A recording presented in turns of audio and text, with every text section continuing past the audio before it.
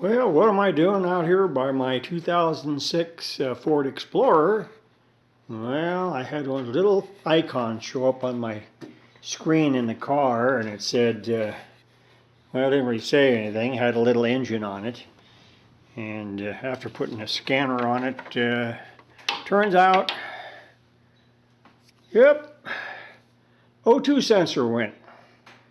Well, the problem with the O2 sensor is, number one, they don't tell you until you go ahead and start looking at some YouTube videos that, well, number one, hard to get to, even harder to see.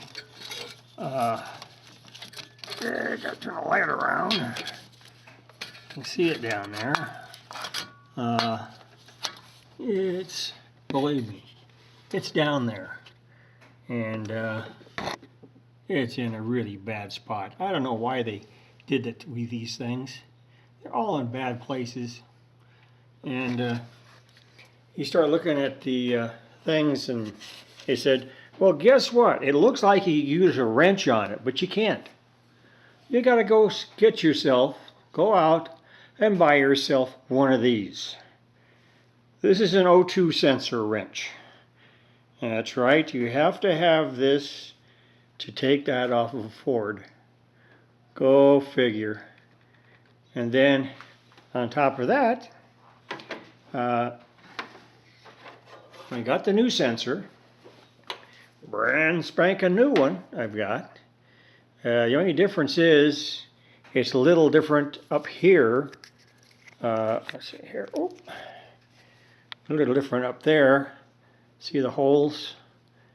And it's got a little center hole there. And that's supposed to go ahead and change your fuel air mixture in your car. And you know what happens if you don't change those out, especially the one that's hooked to your catalytic converter. You can screw up your catalytic converter.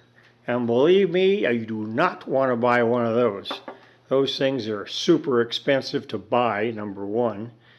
And not to mention, you got to take it in a shop to get it out. It's not going to be an easy job. And then the other bad part about it being down there in no man's land down there is trying to unhook it, trying to unclip this and then plug the socket in. In a lot of ways, it's even harder to get this out than it is to put it in. Well, I haven't put it in yet because I can't even get in there. I mean, my arms are too short, number one. I can't even reach it. And even if I did, I couldn't go ahead and tighten it down. So I've had Ron come over and help me out. So we'll see what happens if we can get this thing in. And that's going to be it for now.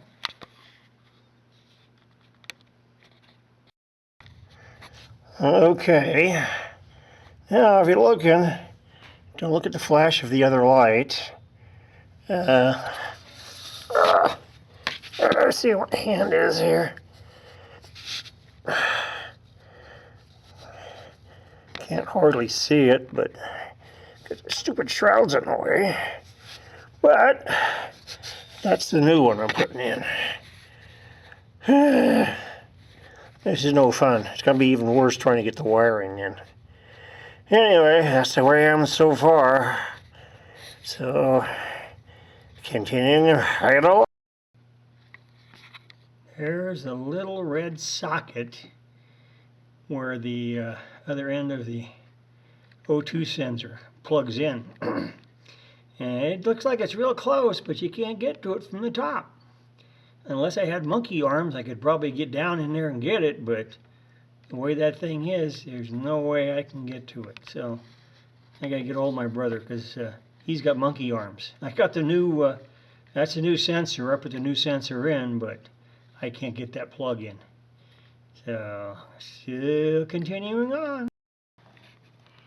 Well, the hardest thing to get in there on this oxygen sensor, and I had to enlist my brother because he has monkey arms and I don't, it's buried down there. Let's see if we can even see it on the, well, I mean, I can see it from where I am, but I don't know if you guys can. But it's down, trust me, it's down there, and it is connected now. I mean, I got into the car and I got the one end of the sensor, I got that screwed in and cranked it down with a ratchet and got that tightened up. But the hard part is getting that plug in there. That's the really hard part, because it's really, you can't get it from on top, even though you can see it from the top. Let's see, I will get back in there closer.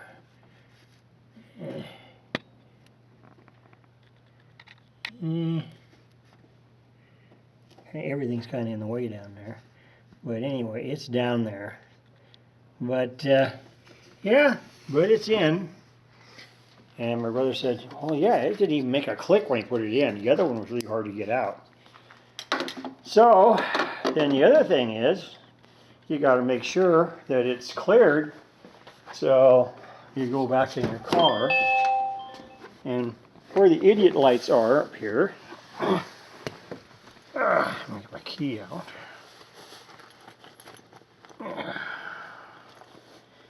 And up here on the panel, see a little engine is up there? That was what was staying on before. So let me close my door and turn it on.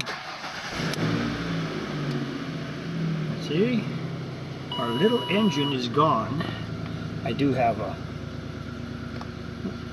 a sensor on my tires that keeps flashing, but that's not right. The sensor's bad. And I do not have an airbag plugged in because it's underneath my radio. And but you got to go through and you go through the setup procedure on this, and you can clear it.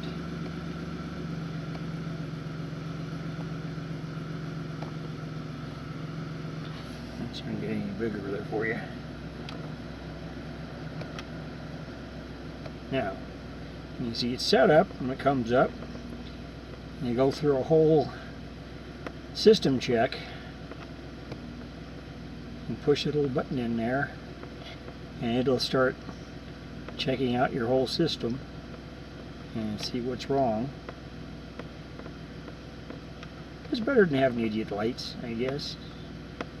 Oil 100%. Okay. Fluid, okay. All doors closed. Yep. And that's pretty much it. So, let me get back to how many miles it got on it.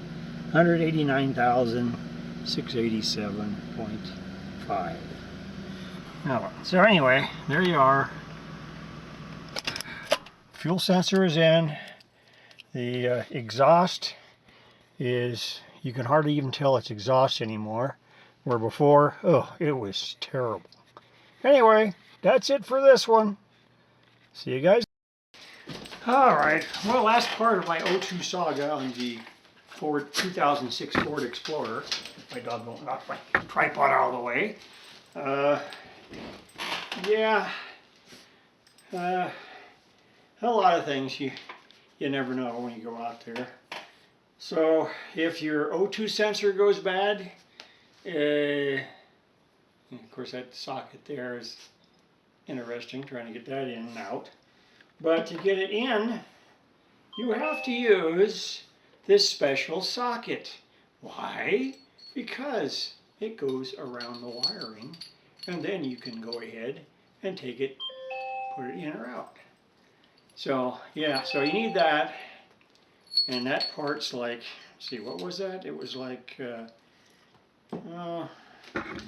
20 bucks, I think. That's what it was. So I'm always gonna have to keep one of those around.